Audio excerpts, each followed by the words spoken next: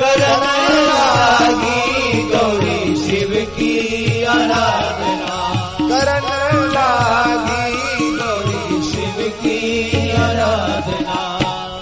तप की अनोखी रीति सहज विमल प्रीति, तप की अनोखी रीत सहज विमल प्रीति, शिव जी के ही तो हरन लागी।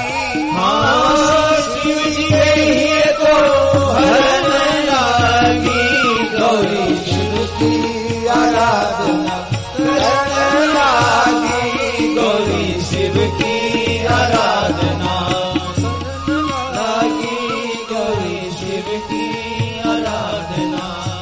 नाथ हूँ के नाथ हरि मांगे शिव से हठ करी, नाथ नाथों के नाथ हरि मांगे शिव से हठ करी, दीजे बर गौरी के बरन लागी।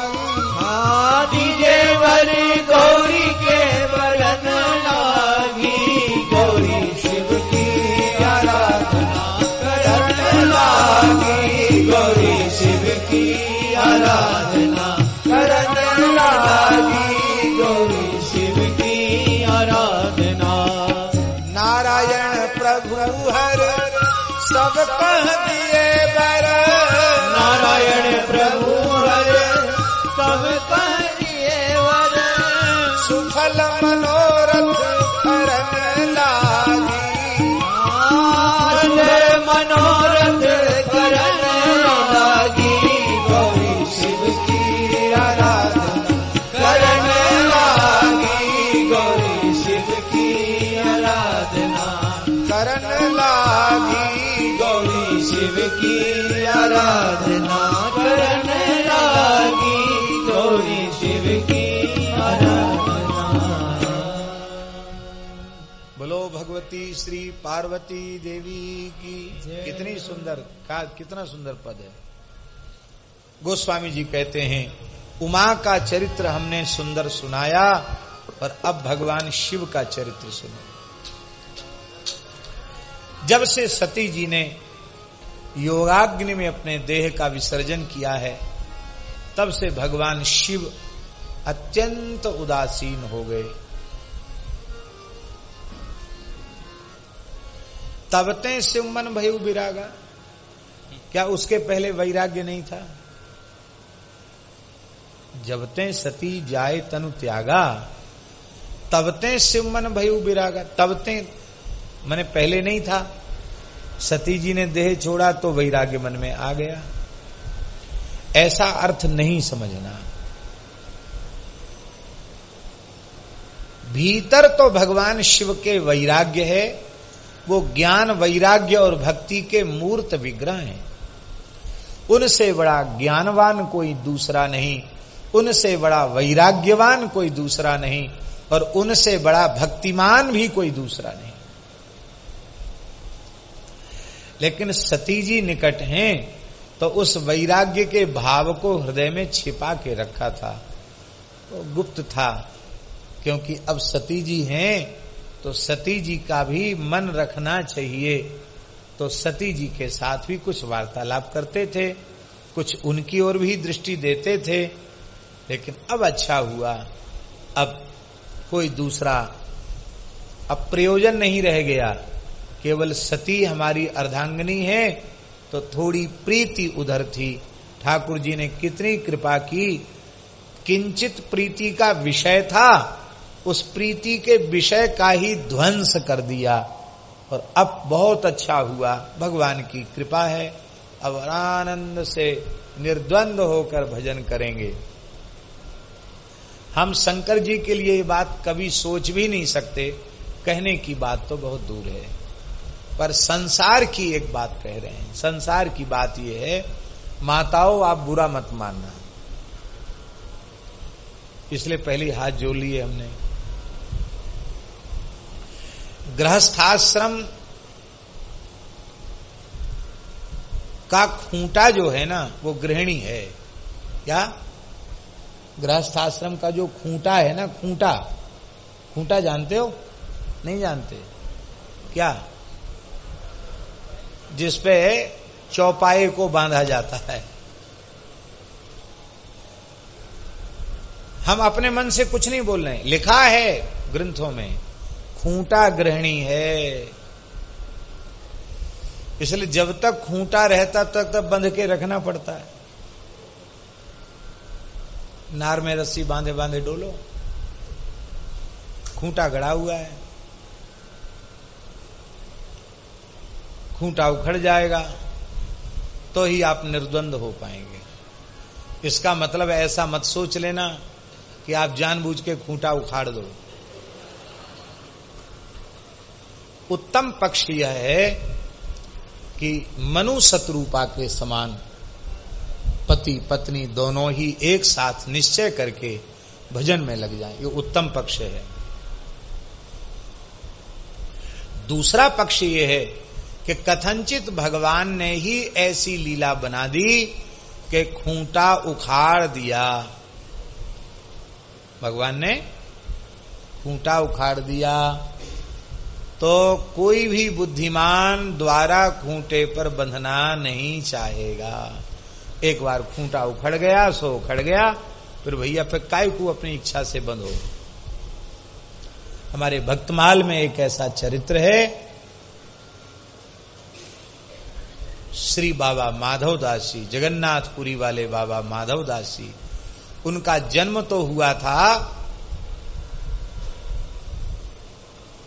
ब्रह्मावर्त में, कहा बिठूर, कन्नौज क्षेत्र में उनका जन्म, कन्नौज का जन्म था उनका।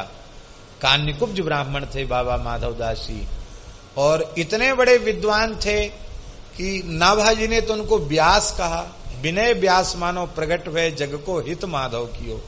ऐसे लगता मानो वेदव्यास जी पुनः प्रकट हो गए, इतने बड़े विद्वान थे। अल्पायु में ही शास्त्रों के मर्मज्ञ विद्वान वे हो गए। प्रचुर संपत्ति भी उनके पास थी। अभाव सरस्वती लक्ष्मी दोनों की कृपा उनको प्राप्त थी।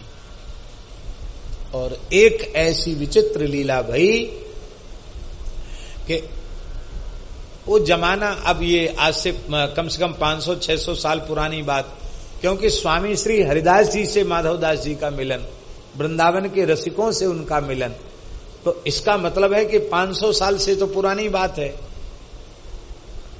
उस जमाने में विवाह किस अवस्था में हो जाते? छोटी अवस्था में हो जाते थे विवाह। तो आपकी आयु अभी ज्यादा नहीं थी, 18-20 वर्ष की ही आयु थी। विवाह हो गया था, एक पुत्र को जन्म देकर, और प्रसूति ज्वर से पत्नी दिवंगत होगी, पधार गई।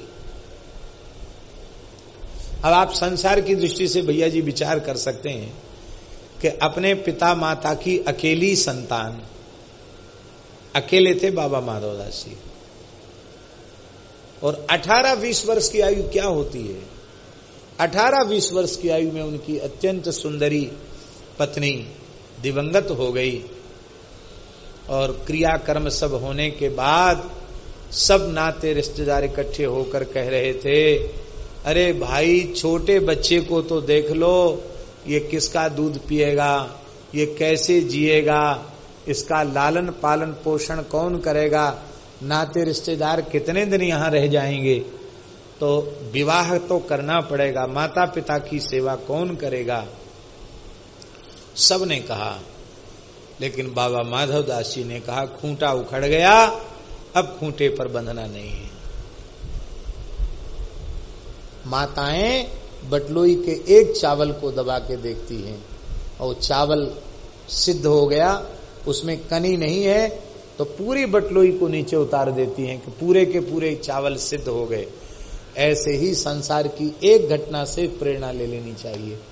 बाबा माधवदास जी बोले, हमने तो प्रेरणा ले ली, हम विवाह नहीं करेंगे। सब पीछे पड़ गए, बोले नहीं ब्याह तो करना पड़ेगा, अभी उम्र ही कितनी है तुम्हारी, 18-20 साल की उम्र है, ब्याह कर लो, अच्छा रहेगा। उन्होंने कहा चलो ज्यादा पीछे पड़ रहे हो तो एक शर्त है विवाह की। क्या? आप सब मिलजुल कर गारंटी लो कि विवाह के बाद हम मरेंगे नहीं। अथवा जिससे विवाह हुआ वो भी मरेगी नहीं, ये गारंटी ले लो तो हम कर लें। ये गारंटी संसार में कौन ले सकता है?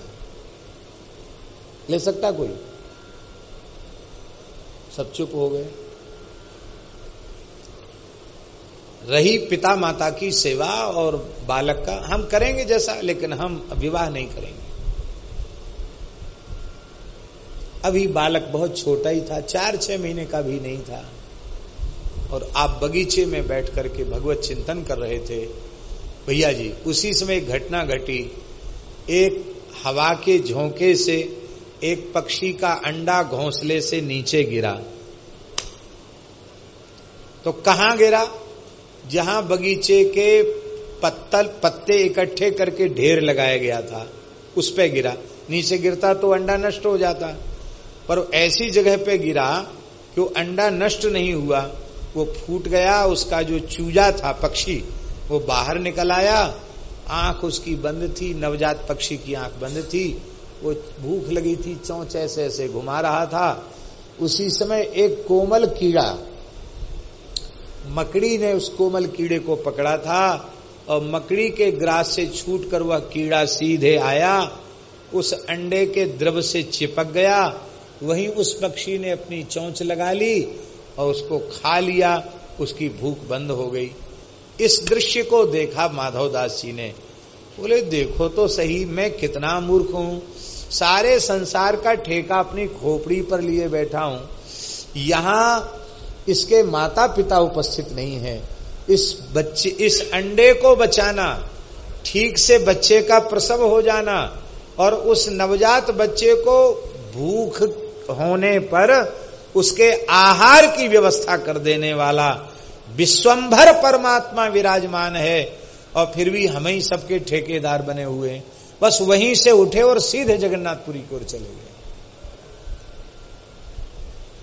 काउते नहीं पूछी कि 4-6 महीने के बच्चे का क्या होगा, इनका क्या होगा, उनका क्या होगा। हम ही मर गए तो किसका क्या होगा। चले गए पैदल, कन्नौज से चल के जगन्नाथपुरी पहुंचे। और इतनी दीनता उनके मन में कि हाय हाय, ब्राह्मण कुल में जन्म लेकर 20 वर्ष की आयु केवल पोथी पत्रा पढ़ने में और संसार के विषय के सेवन में हमने व्यतीत कर दी। हाय हाय, अपने जीवन के 20 वर्ष हमने नष्ट कर दिए। विषय की कालिख मुंह पर ऐसी लगी हुई है कि जगन्नाथ भगवान के सामने उपस्थित होने योग्य में नहीं हूं। नील चक्र का दर्शन हो गया, ध्वजा का दर्शन हो गया, बस इतना ही बहुत है। और समुद्र के किनारे एक छोटी सी झोपड़ी, जिसमें एक व्यक्ति मुश्किल से रह सकता हो, उस झोपड़ी के द्वार की तरफ पीठ करके, अपने मुख पर वस्त्र करके, भूखे प्यासे आए थे, और वहीं बैठ करके भगवान के नाम का जप करने लगे। आज रात्रि को 3 दिन तक जप ही करते रहे। श्री जगन्नाथ जी व्याकुल हो गए, और जगन्नाथ जी की व्याकुलता देखकर लक्ष्मी जी ने पूछा, जय जय, आज इतने व्याकुल कैसे हैं? बोले एक ब्राह्मण भूखा बैसा बैठा है 3 दिन से, पुरी में कोई भूखा नहीं मरता, बेचारा भूखा है, और इसलिए आज हमने भी प्रेम से कुछ आहार नहीं लिया है। भोग लगा लिया बिना मन के। तो लक्ष्मी जी ब्यारू का स्वर्ण थाल लेकर के पहुंची। बोले आप चिंता मत करो, आप सुखपूर्वक सो, मैं ब्यारू करा के आती हूं। इनमें तो इतना वैराग्य था कि किसी की ओर दृष्टि ही नहीं डालनी। फिर कोई सजी धजी स्त्री आई है तो स्त्री की ओर दृष्टि कैसे डालें, तो और नीची नजर कर ली आपने, भजन करने लगे। और वहीं थाल रख करके लक्ष्मी जी तो अंतर्धान हो गई। और ये जगन्नाथ भगवान का प्रसाद है, हरी हरी तुलसी पधराई भई है आपने, और कह के गई कि जगन्नाथ भगवान का अधरामृत है, लो बाबा भूखे मत रहो, खा लो, कह के लक्ष्मी जी अंतर्धान हो गई। आपने ग्रहण किया। सवेरे हल्ला मच गया, जगन्नाथ जी के मंदिर से स्वर्ण थाल कहाँ चला गया। ये सब नाटक जगन्नाथ जी के ही थे। राजा को स्वप्न दिया कि हमारे परम भक्त बाबा माधवदास जी भजन कर रहे हैं। लक्ष्मी जी थाल लेकर बाबा के यहाँ, और बाबा ने खा पी के थाल बाहर रख दिया। उनकी दृष्टि में सोने में और मिट्टी में कोई भेद नहीं, बाहर रख दिया, जो पहुंचाए वो इसे ले जाए, पहुंच गया था ये।